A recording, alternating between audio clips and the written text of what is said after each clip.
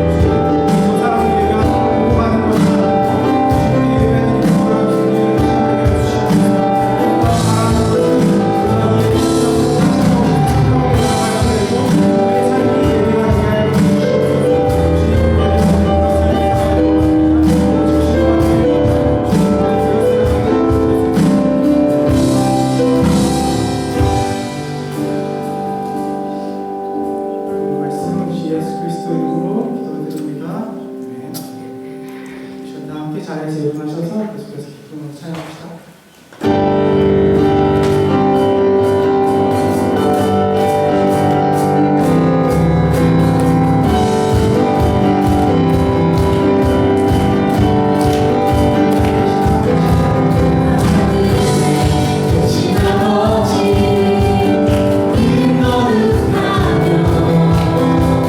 주의 영광이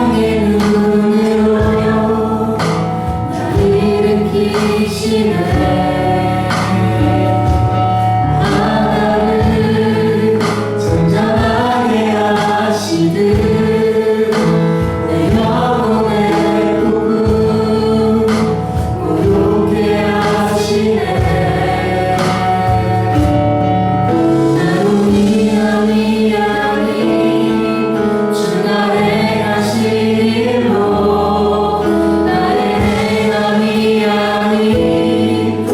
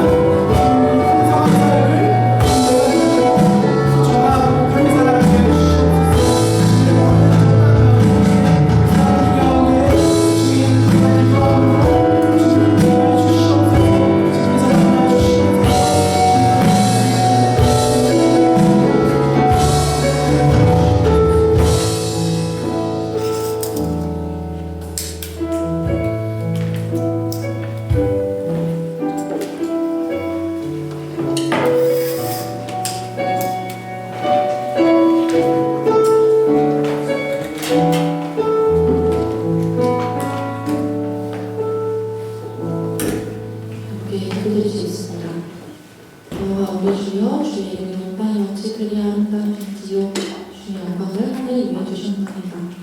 우리를 지으시고 사랑하시며 구원하신 아버지의 이름을 찬양합니다. 우리를 주님의 자녀로 부르시고 이제는 우리를 예배하게 하시니 그 주님의 이름에 감사드립니다. 주여 오늘 다시 한번 주님께 나와 회개하는 시간이 되기를 원합니다.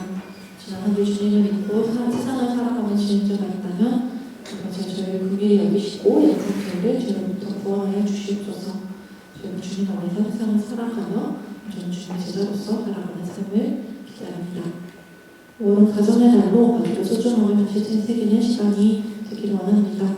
우리 교회 지체들의 각 가정에 주님이 주시는 사랑과 평안이 넘쳐나게 하시고 주님 세우신 각 가정이 주님의 가르침을 따라 서로 존중하고 살아가며 중국의 소망 속에 살아갈 수 있도록 주님 인도하여 주시옵소서. 어제 기도하기는 서울대학교회가 주님 앞에 온전히 바로서는 공동체가 되기를 원합니다. 나는 주님의 진리를 전하며 영광을 빛내는 교회가 되게 하여 주시옵소서. 주님이 이 교회를 이 서울대학교 캠퍼스에 세우신 그 뜻에 따라 이 학교의 외로운 이들을 보듬고 또 주님의 사랑을 전하게 하여 주시옵소서. 예배를 위한 선교들을 기억하여 주시고 분기미대와 찬양단, 중국기도팀, 방송팀 목자들을 비롯한 많은 이들이 주님께 봉사할 때에 주님 큰 은혜와 축복들을 주시기를 원합니다. 오늘 말씀 전하시는 최태현 교수님께도 주님 함께하여 주셔서 오늘 말씀 전하실 때 성령의 능력을 부어주시고 굶주리고 상처난 자유의 영혼을 주님의 말씀으로 치유해 주시기를 기도합니다. 예배를 시작하는 시간입니다. 마치는 순간까지 성령님 은혜로 인도하여 주세요. 모든 말씀 살아계신 하나님의 아들 예수 그리스도의 이름으로 기도드렸습니다. 아멘.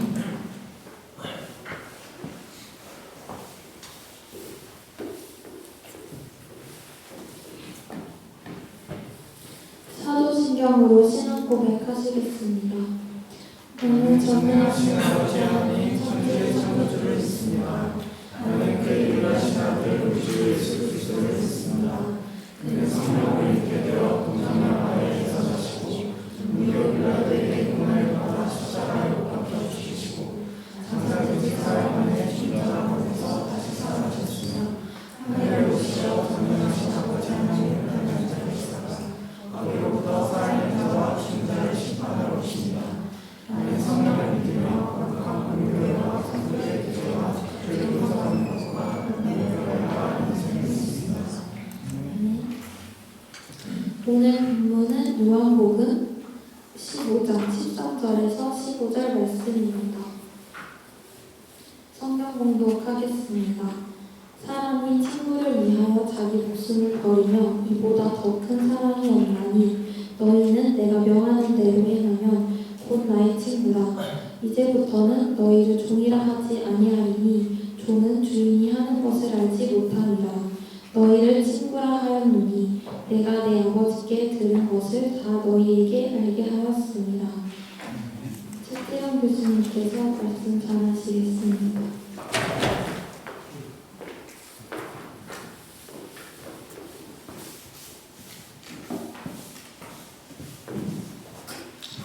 기도 드리겠습니다. 사랑의 주님, 오늘 이 자리에 저희가 예배를 드리고 주님을 높입니다. 저희들 이 자리에 주님께 드릴 예물을 가지고 나왔습니다. 이 예물과 저희 마음을 받아주시고 주님 나라 확장에 쓰시게 해주세요. 예수님 이름으로 기도합니다.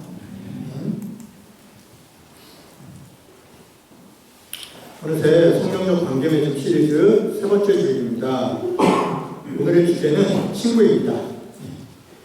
친구라는 말에는 그 말 그대로 오래 사귄 법, 동기, 동창, 직장 동료, 동지, 심지어 부부도 포함할 수 있습니다.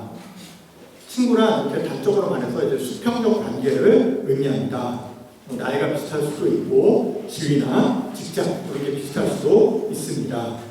그리고 그런 비슷한 게 겹쳐서 나타나기도 하죠.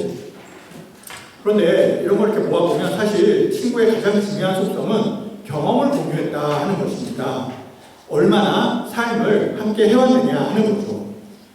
나이나 지위가 비슷한 사람을 우리가 보통 친구로 생각하는 것은 비슷하니까 이제 삶을 함께한 시간이 자연스럽게 많기도 하겠지만은 그만큼 한국 사회가 좀 위계적이다라는 의미라고도 볼 수 있겠습니다.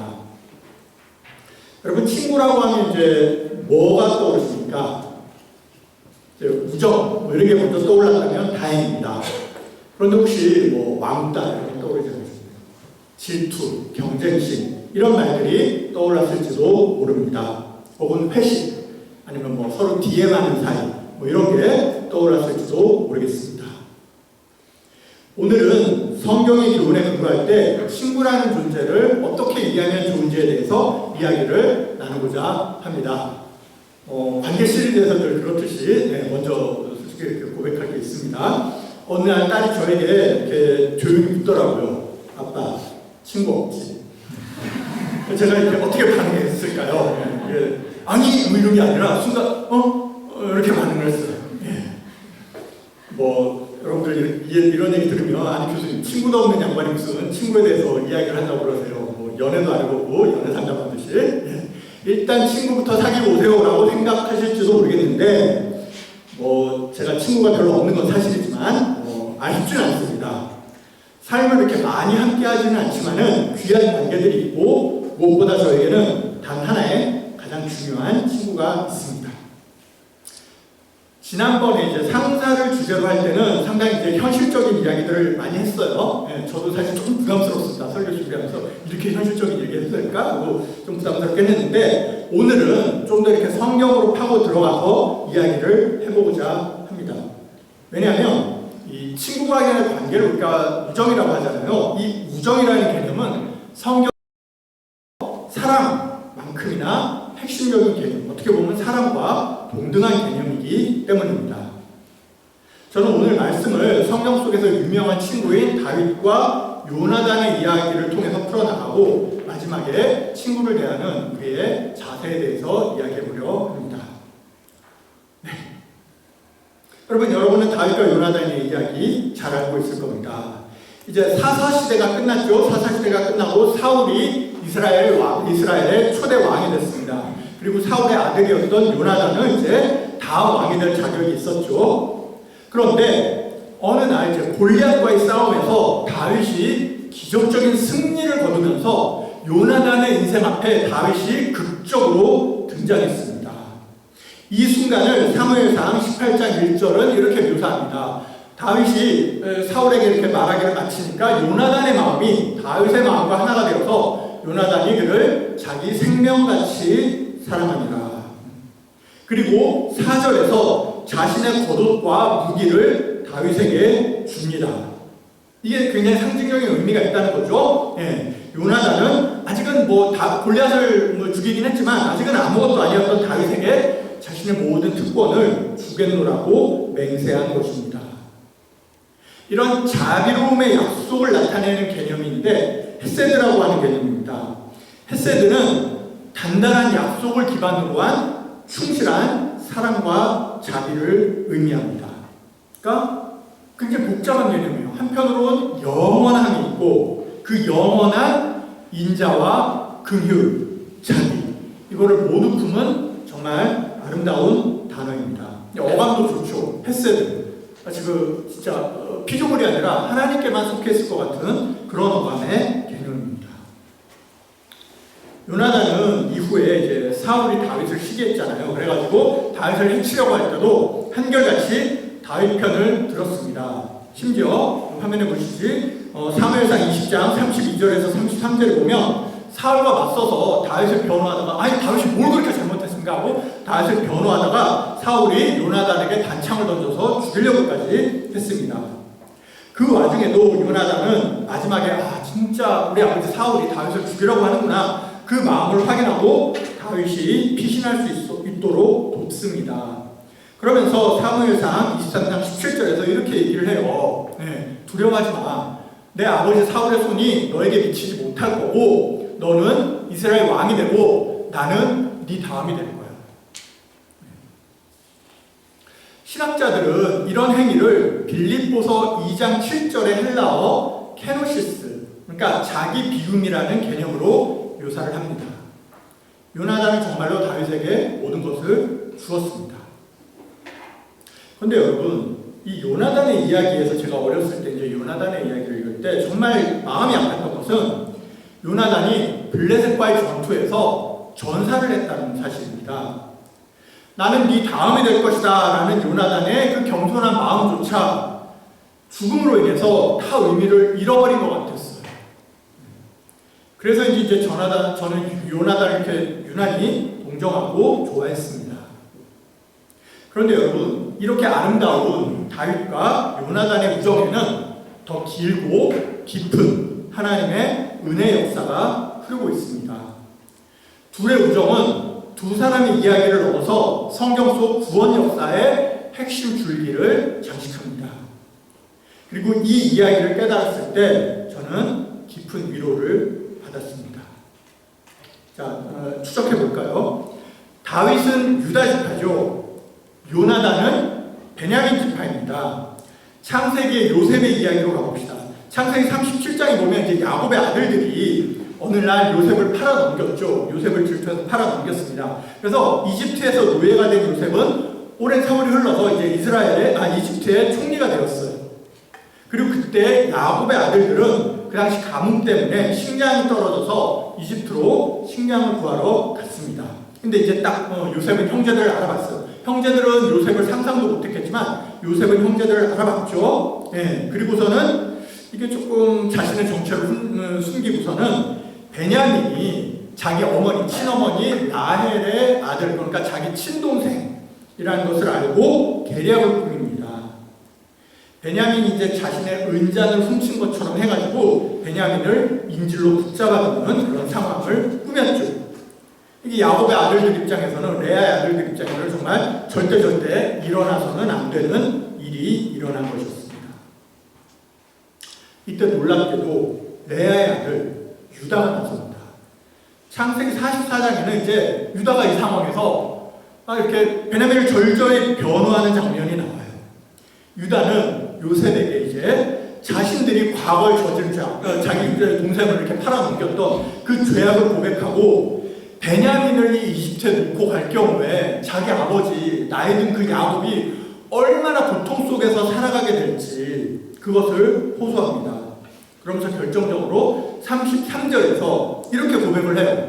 이제 내가 내 주 요셉 당신에게 종이 되어서 이 아이 베냐민을 대신하게 하시고 이 베냐민은 그의 형제들과 함께 올려 보내주세요 라고 고백을 합니다. 이 유다는 당연히 다윗이 속한 유다 지파의 원조상이죠. 그리고 베냐민은 요나단이 속한 베냐민 지파의 원조상입니다.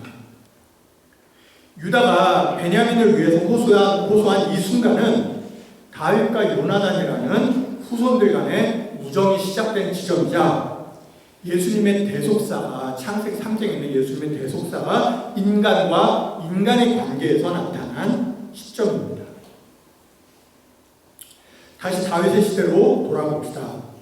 다윗이 왕이 된 이후에 먼저 돌아본 일 중에 하나는 요나단의 아들 중 살아남은 므비보셋을 왕궁에 초대해서 함께 지내는 일이었습니다. 여러분, 성경에 보면 므비보셋은 다리를 절었다고 기록되어 있어요. 이런 므비보셋에게 다윗은 사무엘하 9장 7절에서 이렇게 말합니다. 무서워하지 마. 내가 네 아버지 요나단으로 말미암아 요나단 때문에 너에게 은총을 베풀 거야. 네 할아버지 사울의 재산 모두 다 네 거야. 너한테 줄 거야. 너는 그리고 내 밥상에서 같이 밥을 먹을 거야 라고 얘기를 합니다.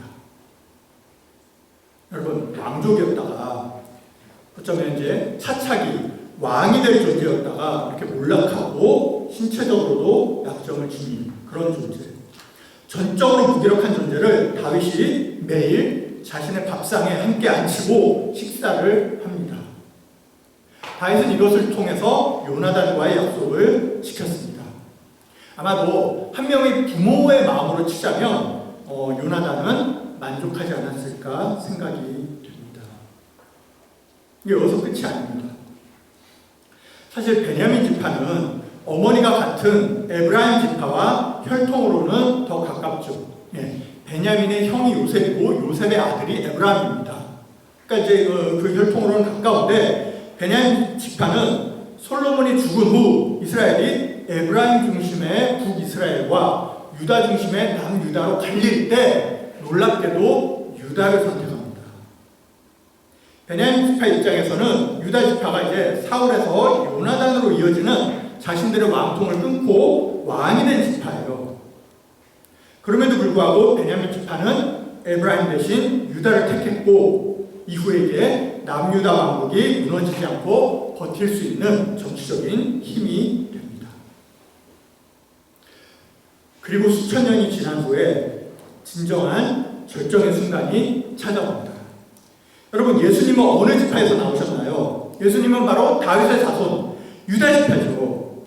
그리고 예수님이 부활하신 후에 제자들을 앞장서서 핍박하던 바리새인이 누군가요? 바로 바울이죠. 이 바울은 베냐민 지파 사람입니다.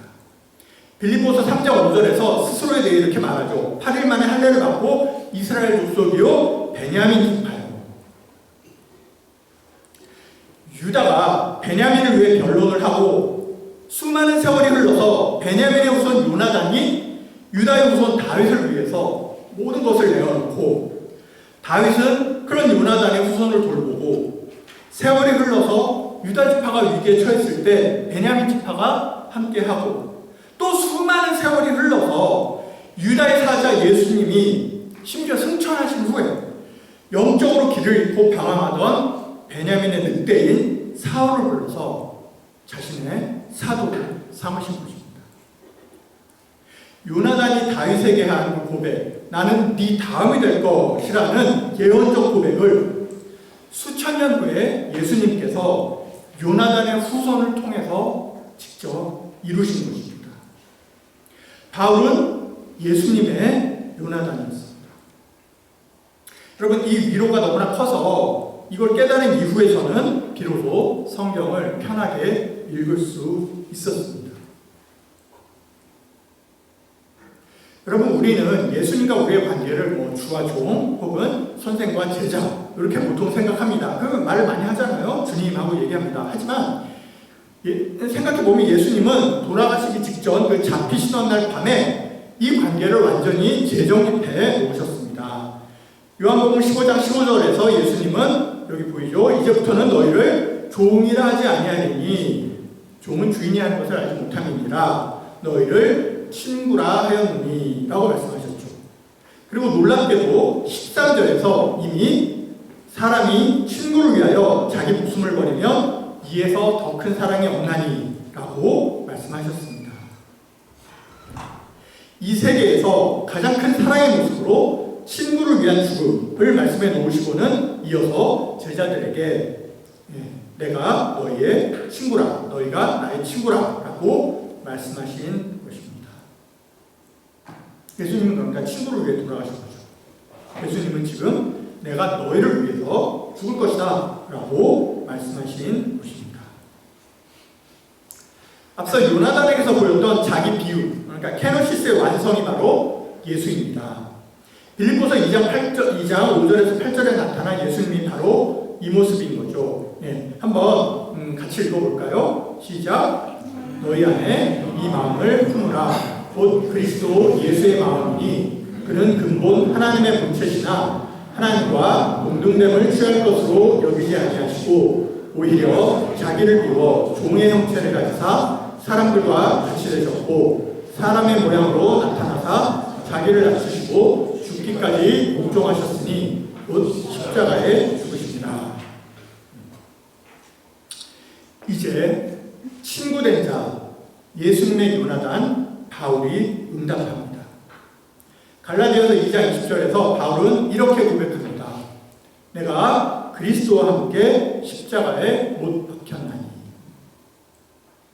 여러분, 바울이 언제 그리스도와 함께 십자가에 못 박혔습니까? 예수님과 함께 못 박힌 건 양옆에 있는 강도들이었죠. 저는 이 구절 갈라디아서 2장 20절 읽을 때마다 사실 그리스도와 함께라는 구절을 좀 다르게 봤어요. 그러니까 예수님께서는 오래전에 이미 십자가 못 박히셨고 지금 골고다는 비어 있어요. 그리고 이제 마치 순서대로 이제 가수들이 순서대로 무대에 오르듯이 이제 제가 오를 차례다라고 생각을 했습니다. 그런데요, 거기에는 예수가 없었어요. 사람이 뭐랄까 순차적인 못박힘의 신앙인 거죠. 이런 순차적인 못박힘의 신앙에는 예수님의 자리가 비어 있습니다. 마치 예수님이 이제 먼저 공연을 마친 가수처럼 이제 우리의 등장을 지켜보고 계신 것처럼 생각했던 거예요. 바울이 함께 십자가에 못 박혔다고 고백한 것은 물론 구원의 교리적 의미가 있습니다. 그런 구절이에요. 하지만 오늘 이 말씀을 준비하면서 이 구절이 저는 좀 달리 읽혔어요. 친구 따라 강남 간다고 하잖아요. 우리가 십자가에 못 박히는 건 바로 예수님과 함께 하고 싶어서입니다. 이것을 동시적 못박힘이라고 할 수 있을 것 같아요. 예수님이 십자가에 못 박혀 계시니까 나도 함께 박히러 가는 겁니다. 마치 전우처럼 그 골고다에 함께 매달려 있는 거예요. 그게 기쁜 거죠. 뭐 예수님이 카페에 가셨다면 저도 갔겠죠. 그런데 하필 골고다로 가신 거예요. 더 나아가서 뒤늦게 예수님의 친구가 된 바울은 빌립보서 3장 8절에서 고백합니다. 또한 모든 것을 해로 여김은 내 주 그리스도 예수를 아는 지식이 가장 고상하기 때문이라 하면서 뭐라 그래요? 내가 그를 위하여 모든 것을 잃어버리고 배설물로 여김은 그리스도를 얻고 라고 하죠. 이 고백은 요나단이 다윗에게 자신의 고독과 무기를 건네던 케노시스의 모습을 상기시킵니다. 다윗을 위해서라면 자신의 모든 소유는 아무 의미가 없었던 거예요. 예수를 위해서라면 바울에게 필요한 것은 아무것도 없었습니다. 예수님이 먼저 비우셨고 바울이 따라 비웠습니다. 이제 이런 관점에서 성경적인 친구 관계에 대해서 생각해 봅시다. 사실 별로 오늘은 그렇게 별로 실용적인 조언은 아니에요. 다만 그렇지만 한번 귀 기울여 주시기 바랍니다. 첫째, 지금 여러분 곁에 있는 친구는 하나님께서 우리 인생에 설정해 두신 섭리의 모습일 수 있습니다. 저는 있다고 생각해요. 우리 섬기비 분들이 있잖아요. 왜 하필 저분들일까? 혹은 왜 하필 종원 형제고 은지자매고 윤정자매일까? 그리고 예전에 다녔던 교회를 생각하면 왜 하필 그 사람들이었을까?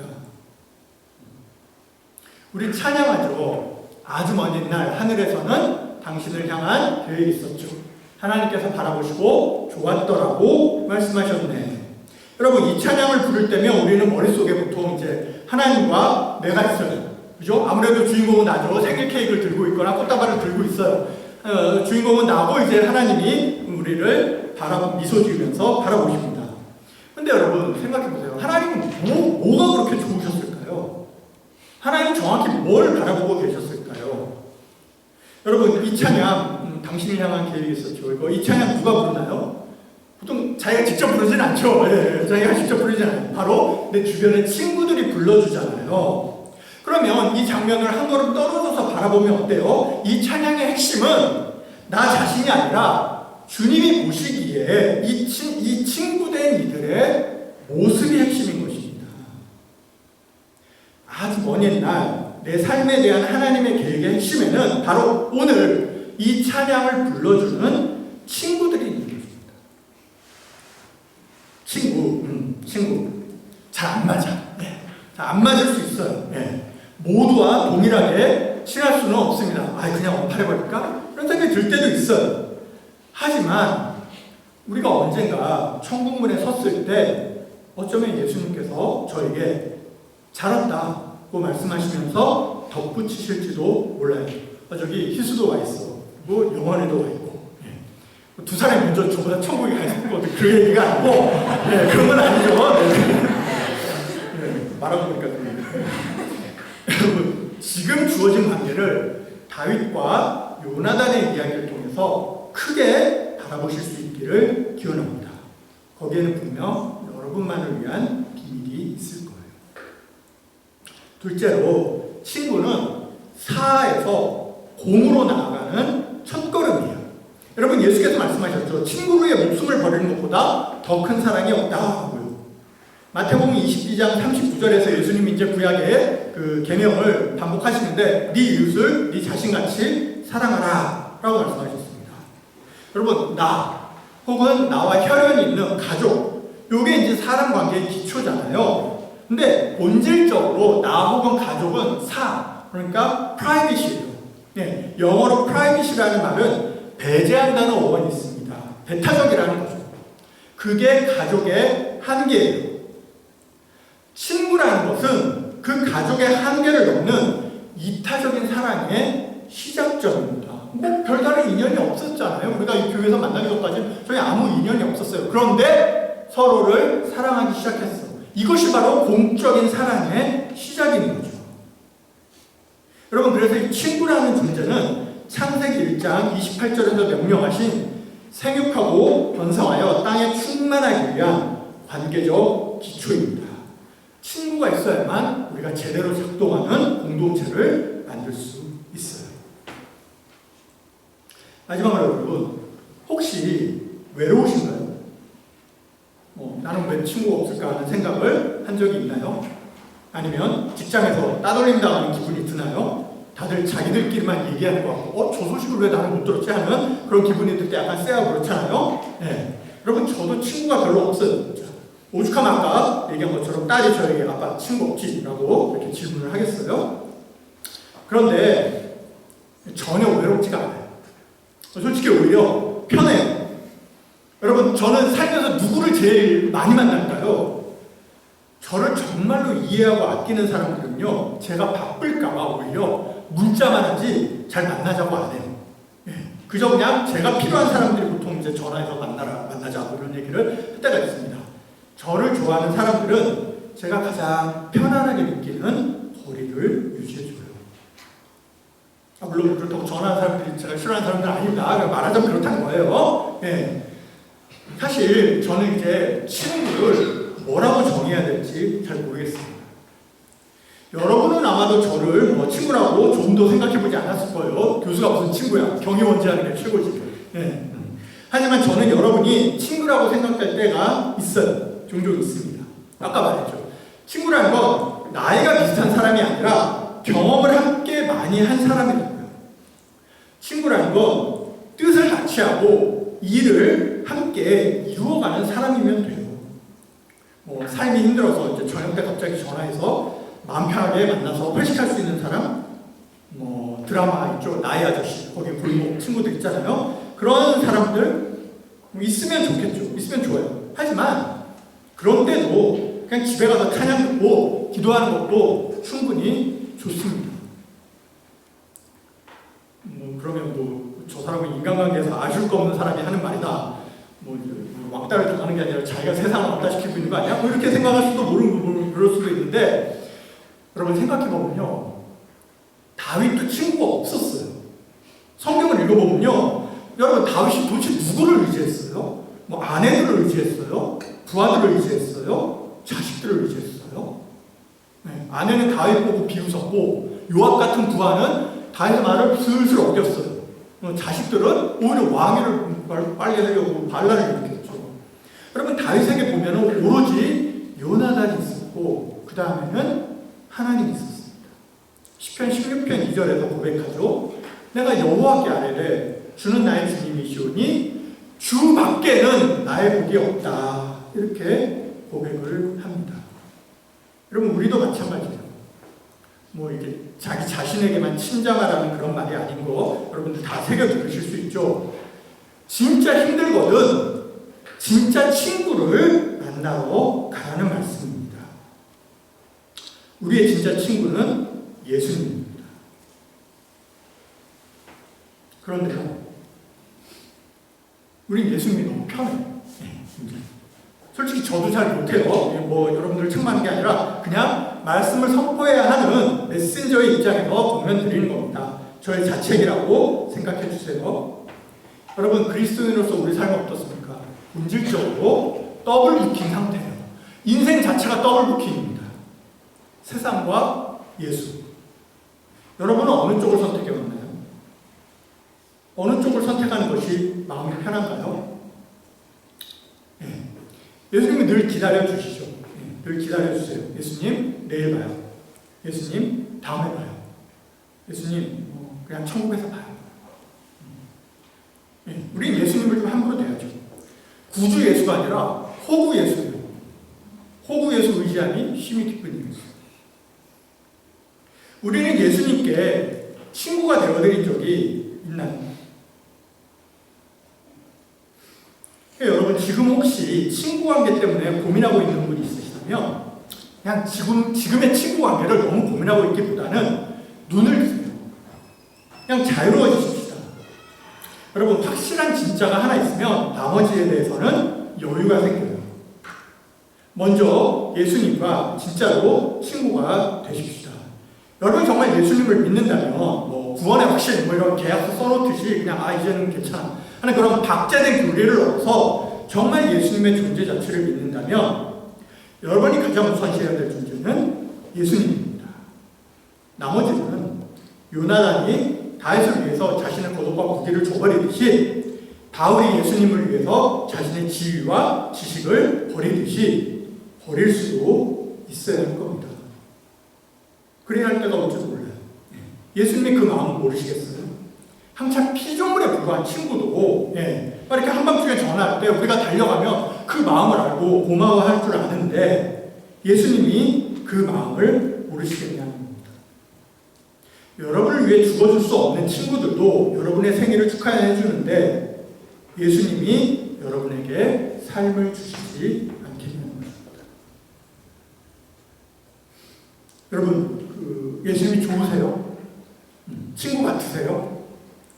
그러면 친구가 되세요.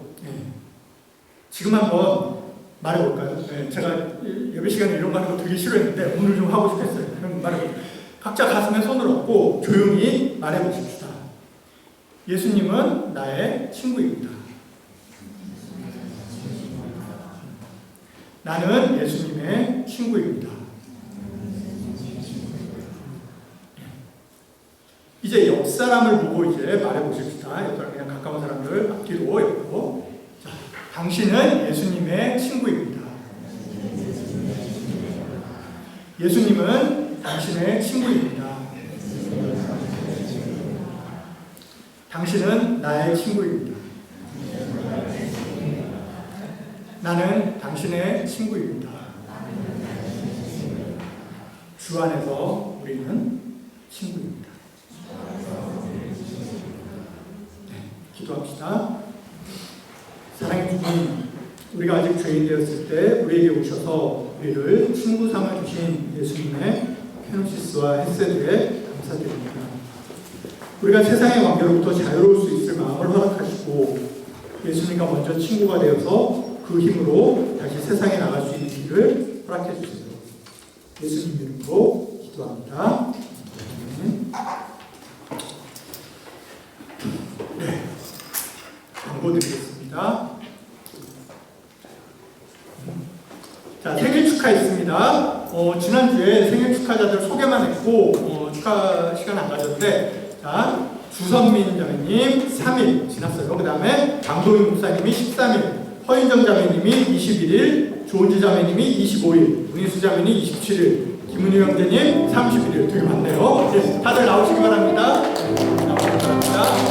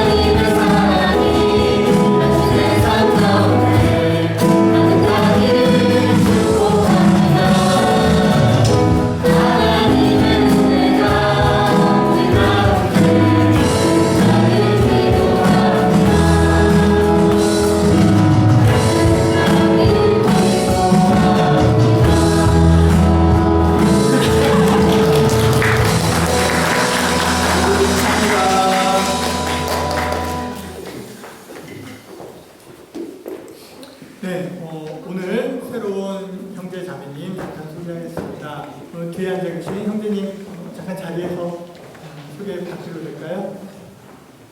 안녕하세요. 원희학 전공하고 있는 네, 감사합니다.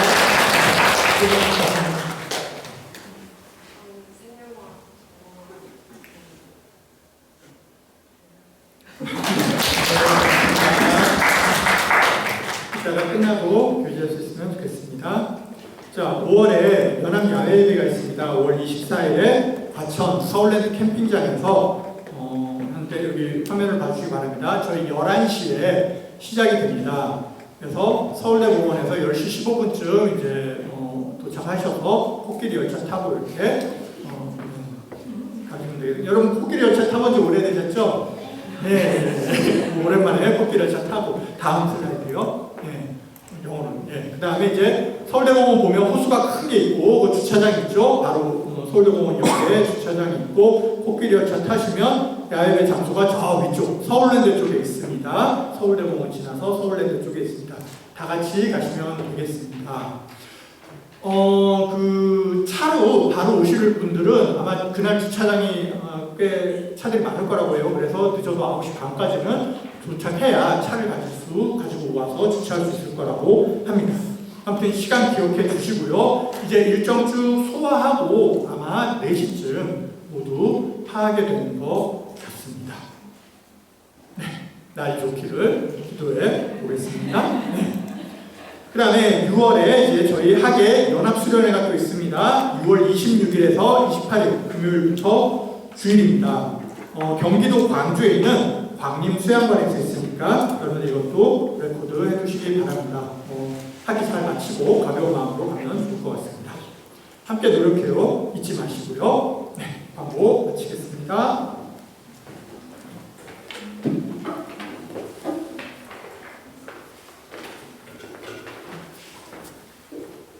다음 자리에서 일어나셔서 결단 진행하시겠습니다.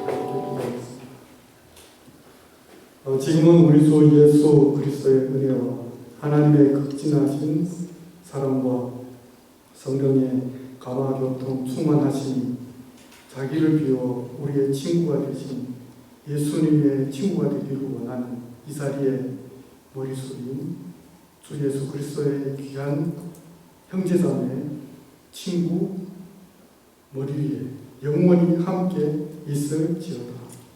아멘.